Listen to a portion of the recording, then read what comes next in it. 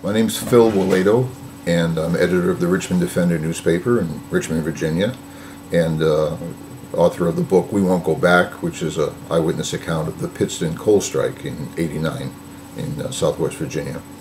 And I just wanted to say, making it easier to organize a union, which is the purpose of the Employee Free Choice Act, would be a tremendous advance for working people in Virginia.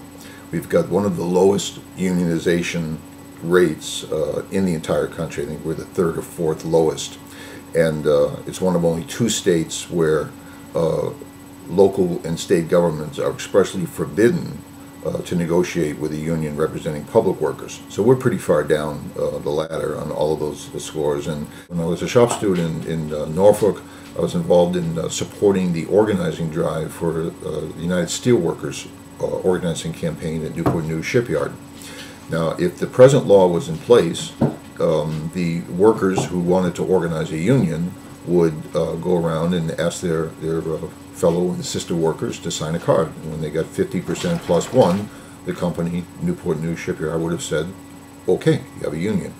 What happened there in 1979, and this is still the legal situation today, is that once the 30% of the workforce signs cards saying they authorize the union to represent them, they ask for an election called by the National Labor Relations Board to see if the majority of the workers, 50% plus one, actually want a union. Well, in that case, as in every other case where workers try to follow these rules, the company immediately launches a campaign to delay the election. And it's not just huge companies like Newport News Shipyard. There's a friend of ours who works for a small independent health food store in Richmond and tried to start an organizing drive, and the company immediately hired consultants. In a larger situation, they'll hire not just consultants, they'll hire security guards, they'll hire lawyers, they'll hire public relations people. And not only was this strike organizing drive dragged out to the point where it had to go to a strike in order to win a contract, but it became vicious. And the company hired replacement workers, who of course we call scabs, and hundreds of them, and police to back them up, and very intimidating for the workers. This idea that the Employee Free Choice Act would somehow unleash an army of union thugs to force people to join unions, it's just a lot of hooey. As a worker in a plant where you're trying to organize a union, I've also had that experience, you're the one who's afraid. You're the one who's afraid that some worker is going to go to the boss and tell you you're trying to get them to join a union. You're afraid that you'll be set up to lose your job, and so on. So it takes a lot of courage to organize a union, but as the economic crisis gets worse, people are going to find that courage, and they're not going to let the kids go hungry.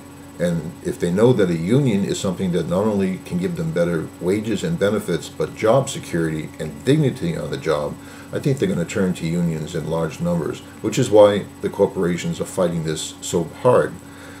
There's a much bigger drive on Virginia to stop this law than we're able to mount to get it passed, because the other side has all the money.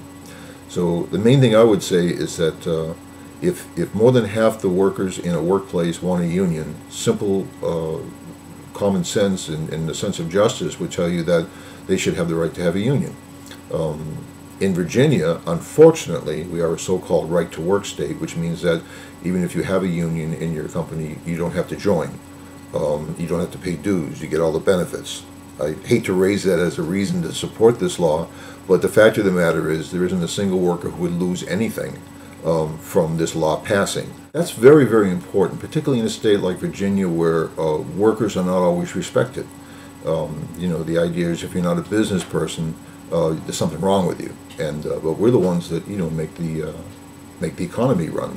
We're the ones that make the things that people use. We provide the services, and we have a right to dignity on the job. And a union can give you that. Stand up for yourselves and your family, and stand up for the Employee Free Choice Act.